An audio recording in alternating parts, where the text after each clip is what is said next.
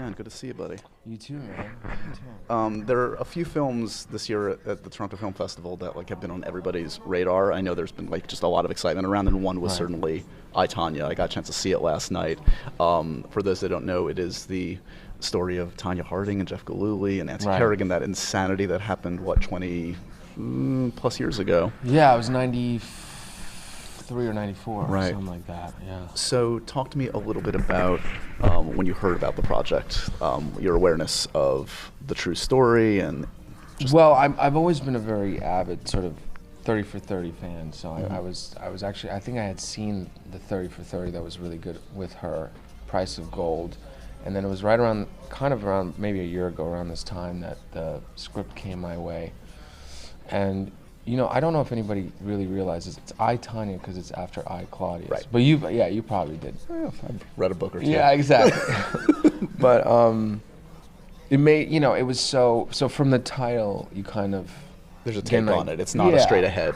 It's sort of, it is, and it was very funny, and it was actually really funny to me. I just, the fact that it was, a true story was kind of bizarre and sort of, it had all these layers to it, but. And when you get the script and you see it written by Stephen Rogers, or you're like, oh, this is meant to be? Obviously. I know what you're thinking, but I'm like, it's so, because I've seen fans talk about that, and I'm like, I can't escape it.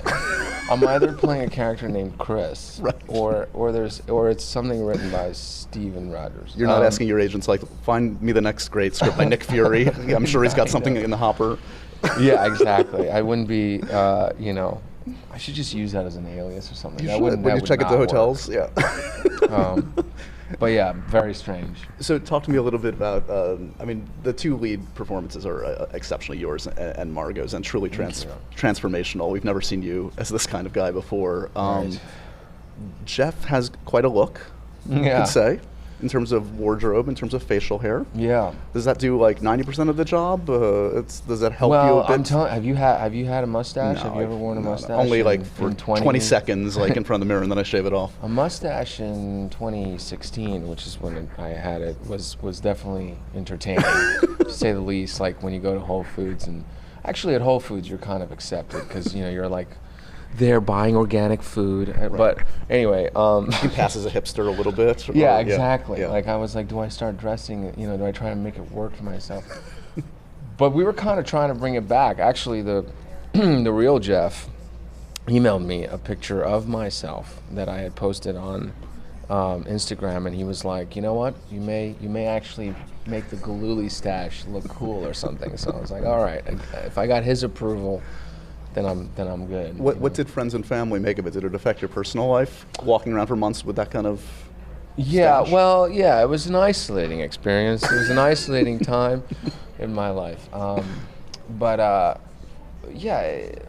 don't know. That's kind of the beauty of what we do is I think anytime you have an opportunity to physically do something to alter your look or your persona, it helps break the barrier of how you see yourself. You wake up in the mirror and you got to look at yourself, right? So it just changes everything. And I don't even know if a lot of people realize, but it was the contacts I was wearing because he's got dark eyes. That really kind of did it for me. It was really weird to have, change your eye color. I don't know if you've I've never done that. Yeah. On a typical Friday night. I'm gonna try green just out today. there in Lower East Village, Manhattan. But yeah, try and see what happens. Okay, thanks for the rep. It's been impressive to me to see the way you've steered your career, especially in the wake of the crazy opportunity that's been the Marvel movies. Because I'm sure I don't know if you had concerns or not. All these actors did when you sign on for a role like that, whether it's going to limit you. If anything, I feel like it's enabled you to choose quirkier, odder, more interesting projects like this. No, 100%. It absolutely changed my life. There's no doubt about it. I tell Kevin Feige that every time I see him. I wouldn't have had the opportunities had it not been for Marvel. So there's always a real soft spot. And I'm sure the Game of Thrones people are all over this, but you're spending years together. You're growing older together. You're experiencing things together, and so there's a nostalgic element to it also, and it's also sometimes scary because you don't know what you're future there might be from time to time. But yeah, it's been a very gratifying thing to come back to. Yeah. And of course you do your best to sort of find something that kind of pushes you in a different way in between, and so sort of this was a good vehicle for that. Did you feel like kind of like you're out on a limb when you're on set for something like this, or do you kind of feel like, I mean, what Allison does in the film is amazing, what Margot does, like everybody's kind of going for it, you have to kind of go to the extreme for these kind of characters? Yeah, but the thing is, you know, we laughed so much on set. I mean, the scene at the diner with Allison was particularly hard. Some of it was improvised, and she was improvising it, and there's genuine reactions, I mean, that we're having that ended up on screen, and that's sort of like the magic that you kind of hope for. And then there were times with Margot where we were sort of looking at each other going like, hey, are you okay? Like, you didn't, you know, I didn't really hit you, right? I mean, we didn't, you know, and then she's like, no, we're very, you know, let's do this, let's go for it. I think you need to have a major level of trust. Especially when you're working on something that's pushing you in this kind of way. I mean, you reference like the relationship is tumultuous to say the least, and like it's an interesting film, that's interesting balance to achieve for a film that is very comedic. That like it's an abusive relationship, and Jeff does some pretty despicable things. But throughout. You know, but the thing is, if you gotta remember, like we've seen this kind of thing a lot. I mean, somebody actually referred to it last night to me. They're like, oh, you know, they're just Sid and Nancy. Or there's that great documentary, I can't believe they haven't made a movie of it yet, the Crazy Love. You know, about the guy that threw acid in her face and she got blind, and then they ended up together. Look, I mean, it's unconventional, and it's out there, and it's certainly not our life. We hope. But I think if you see the movie, you're going to understand that there was something about it that made sense, as crazy as it was, and you know, it was probably a codependent relationship, and it had a lot of issues, but they're sort of like well matched. I mean, it's kind of crazy once you do the research and you really look at it. You know. You mentioned correspondence with Jeff. Was that something that early on you made contact with him? I mean, I had to. Yeah. Well, Steven Rogers, the screenwriter, had contact with him, and he had a few hours of interview that he had him on tape for, and that was really helpful, because I couldn't really, with the exception of like 3 little things on YouTube, I couldn't really find a lot of footage of him, and there's not a lot of interviews of him talking about what happened.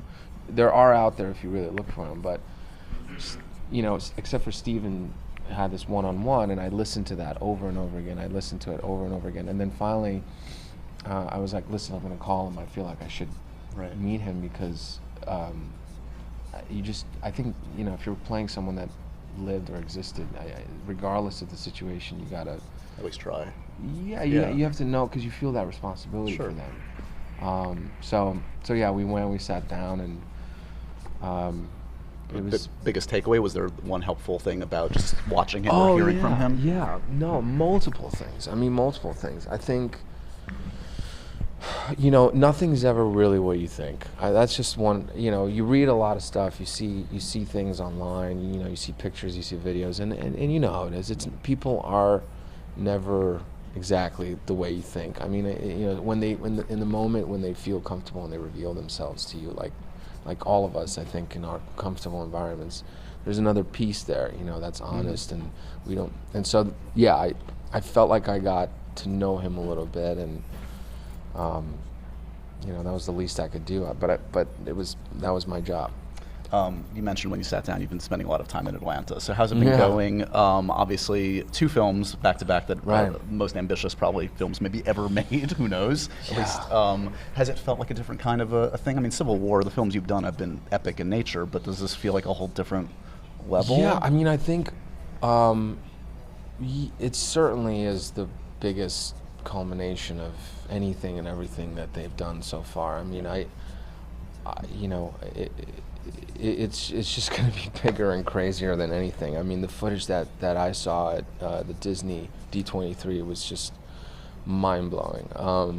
Apparently, I didn't get a chance to see it, but there's some stuff of you and Black Panther in there. Is it fun to kind of mix it up with some new characters? Yeah, well, that was the feeling on set. I mean, you get to set, and you know, it's like, you know, there's like Hemsworth is just walking around, and then there's, you know, I guess that's the Doctor Strange cape, and someone's like carrying Rocket Raccoon. It's just all these people that you've seen in different movies, and I think that was my biggest question, was kind of how does everyone interact with each other? It's like my guy is just figuring out, as usual, where he's at, and then next thing you know, there's like a talking raccoon in there. Yeah, so you're like, wait a minute. I thought I had it figured out. Now it got a little more complicated. But that's one of the things that I think the Russos and the writers, obviously Christopher McFeely, and it's just they've done so well. It's just find that tone and that balance between humor and at the same time keeping you engaged and not sacrificing any of the characters' true sort of identities. Because everybody's sort of if you think about it, every movie has its own thing. Sure. But in this one, they all kind of have to come together. So. Have you read the full scripts for both of the films? No. I only read. Who gets to read the entire script? Downey does probably. That jerk. I'm sure. I don't know. I mean, I only read the little, whatever they gave me on the day. I mean, it's usually like a day-to-day thing. I certainly don't know what I have to do next, but really? So it's like literally like the day or the day before. You don't know like a week or two ahead of time what you're doing. Yeah, no, not really. Wow. No, and it's. But look, I think there's a tremendous amount of trust there, and also